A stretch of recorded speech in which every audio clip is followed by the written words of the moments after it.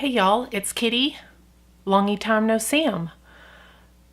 I'm really gonna try to get through this video. As I mentioned in a previous video, it was either the last one or a couple ones back. I'm really having a hard time filming and then editing and uploading. And I've probably done 20 videos that I've recorded and just never edited and uploaded. So in this one, I thought I would just explain kind of what's been going on with me. Two things before I start. No sympathy. I'm fine. And no advice, please. I wasn't gonna do this video, but talking with a friend last night, I think it'll help for me to get it off my chest. And maybe somebody can connect with what I say. First, I want to go over medical issue. I don't know if you remember, but I think it was back in May, I mentioned that I had a pain in my right flank, and I think I even mentioned I went to urgent care and they didn't know what it was, and if I really wanted to know what it was, I'd have to go to the emergency room. But it never felt like an emergency to me. And then it kind of went away, and I had an appointment with my doctor, but the pain had gone, so I never mentioned it to him. Well, he asked about it, but I was like, well, it went away, so we didn't think anything else of it. And then it came back with a vengeance. Like, I don't even know how many weeks ago. Well, I called him immediately when it came back with a vengeance. And I went in for an ultrasound. They found gallstones, but they're not stuck in a duct or anything, so they really don't think that's what's causing my issue. What they did find was a very large kidney stone that's probably not going to move on its own. So I've been to see the urologist, and I have a CAT scan on Tuesday to confirm absolutely that it is a kidney stone.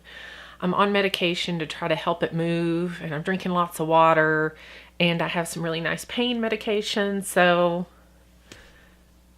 if it doesn't move on its own, I'll have to get it zapped out somehow. I don't know. We haven't discussed that yet.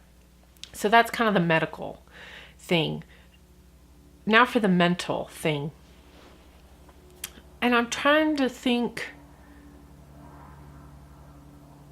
where to start with this, because it took me a long time to put the pieces of the puzzle together, and I have finally put the puzzle together, and I think I can move forward, but I don't know how to give you the pieces. Let me think about this. I think what I'll do is I'll start at the revelation. So for the longest time, like for 10 years, I've thought I have been suffering from depression. The doctor said I had depression. I had some of the symptoms of depression. So that's just what I always said, I'm depressed. But recently, I've really been thinking about it, and I'm too joyous a person. Genuinely joyous, that I don't really think that's what I have. So I've been trying to think what the problem is, and I think I've stumbled upon it. God, this is so hard to explain. Have you ever heard the expression, somebody coming into their own? Like when I was a little girl, I usually heard adults use it in reference to kids who were growing up. Like, oh, Josh is really coming into his own. Or Sarah is really coming into her own. Have you ever heard that? I haven't heard anybody talk about it lately, but I think I've come to the conclusion that I never came into my own. Like, I never figured out who Kate was or what she liked. That's my real name, by the way, Kate. I just go by Kitty. It's my nickname. And sort of how I realized this is, God, this is just so weird to explain. You know how when people have, let's say you're going to a party and there's nobody there that you know.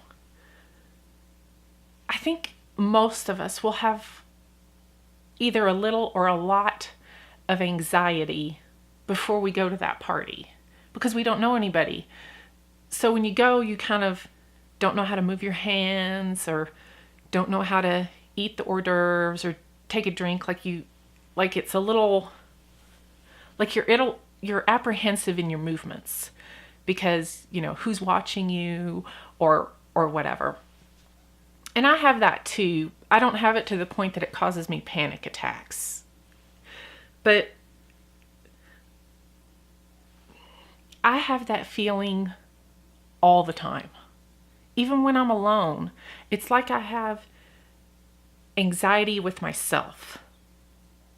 So I don't have a safe place I can go to really relax because I'm uncomfortable with myself. God, I know this sounds just so bizarre, but it's not like I'm depressed. I'm just lost.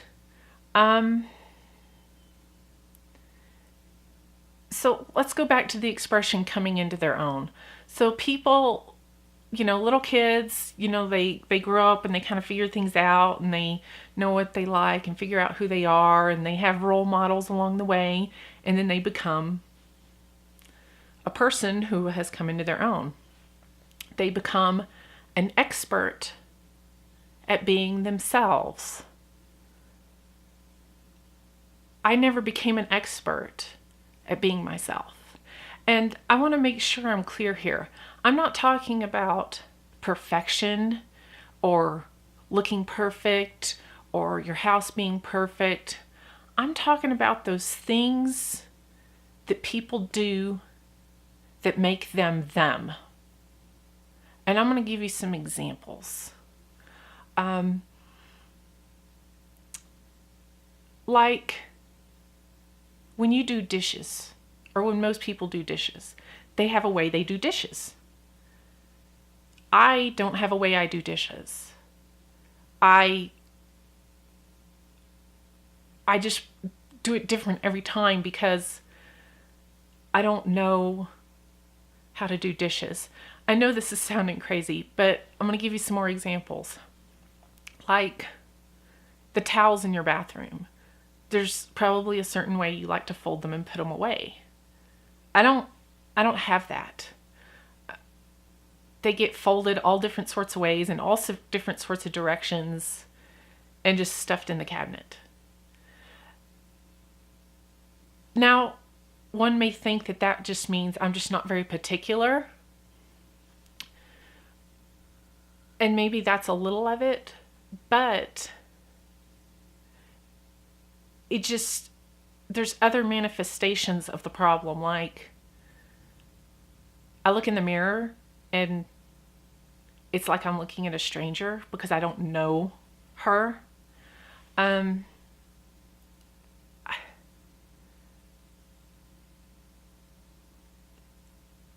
Like, it's just so bizarre.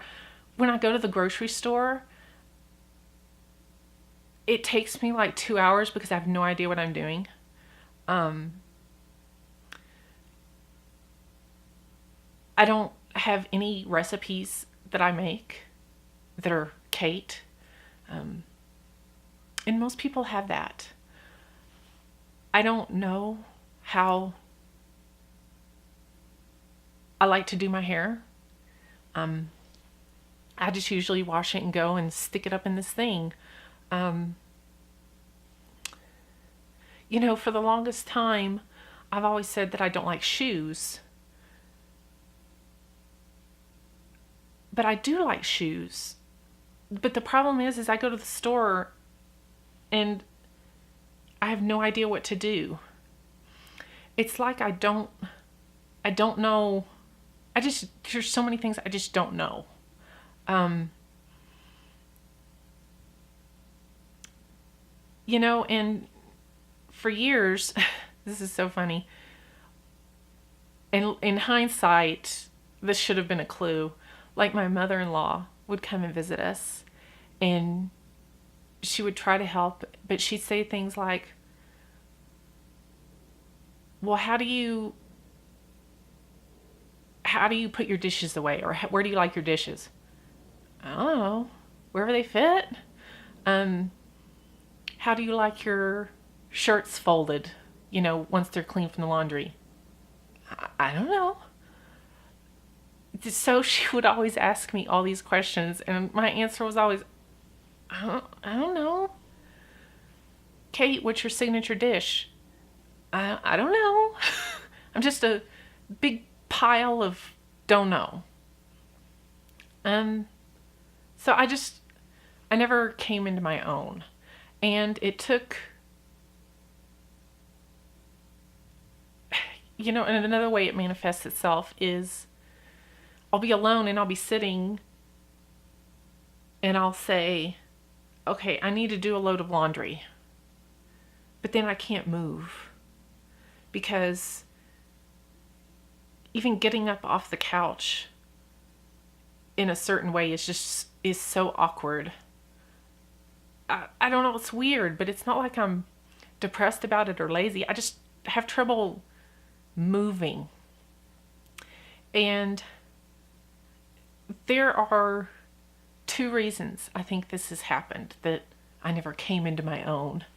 And it took a girl from my work to let me know the first reason. And the first reason is I never had any role models growing up.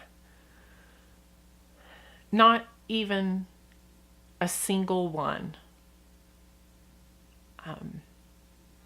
I had teachers who I looked up to, but a role model is really somebody who needs to be really close to you and around you all the time. A family member or really good family friend. And I had nobody. Remember, no sympathy, okay? And I don't really want to get into the details of that. Let's just say substance abuse and mental illness, and it was rampant. So I had nobody. There was no woman in my family growing up who I could look up to who had come into her own and watch them live their life and then be a role model for me. So that's like the first issue. And the second issue, and I think the reason it's taken me so long to come to this realization is, and this is going to sound weird too, but I don't really want to give too much personal information away. Let's just say I've been fighting, we'll call them demons. I've been fighting demons all my life. And it's hard to fight a demon. And I'm not talking your simple run-of-the-mill demon who just annoys you. I'm talking about evil, abusive, evil. I was able, and there were two demons. We'll call them Demon 1 and Demon 2. The first demon I was able to vanquish from my life. And so because I wasn't fighting, fighting a demon will take up a lot of your time and mental energy. And when that was done with, there was sort of a void. And then I started noticing things. That's when and that was about 14 years ago, that I defeated Demon 1. It wasn't long after that. It was only a couple years that Demon number 2 came into my life. And I hope I have the courage to put this up. Demon 2 came into my life, and not my spouse, by the way. He's good. And so Demon 2 came into my life and was in my life for 10 years. And I was finally able to get away from Demon number 2. And I don't want to get into the details, because honestly, the gory details of Demon number 2 are not my story to tell. I was an observer, and I don't want to tell somebody else's story. In August of last year, I was able to get away from Demon number 2. And and at that point, there were no more demons in my life. I was free of the demons.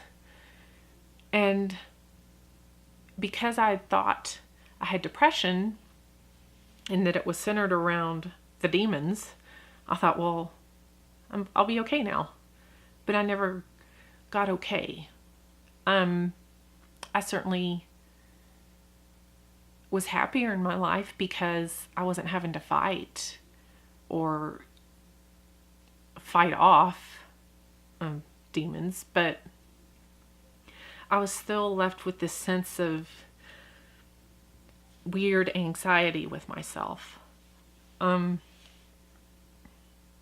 I guess that's really the long and the short of it. And that's why I haven't been able to record videos, is, I get in front of this camera and it's really hard to even just talk and move, because I don't know how I would do it, or I don't know how I'd like to do it. I know that's so bizarre, but that's what's happened. That's what's going on. I guess I don't know what I should do going forward. At least I kind of know the problem and know why I have the problem. I think what I really, really need is a best friend. Somebody who can kind of, teach me the things I never learned.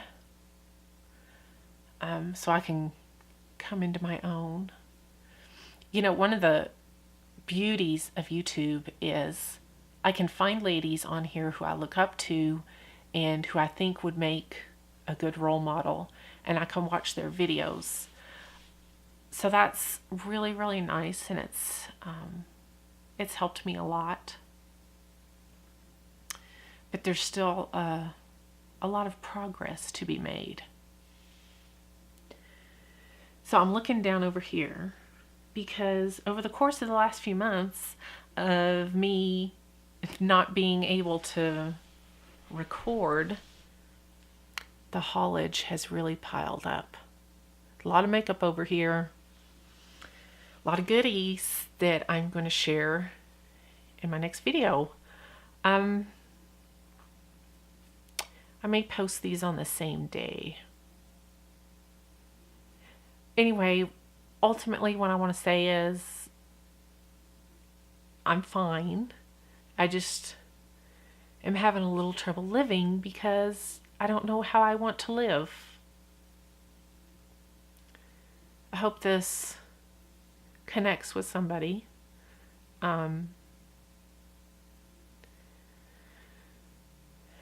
So yeah, I know I've gained a lot of new subscribers. I know this video is probably really, really awkward for you, and I apologize. We'll be back to the purse and makeup videos soon.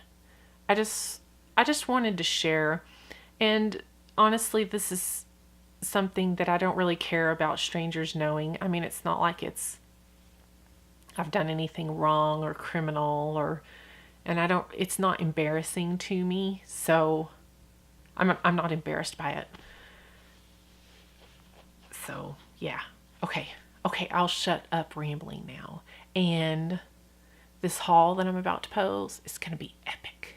So, we'll see you later. Bye.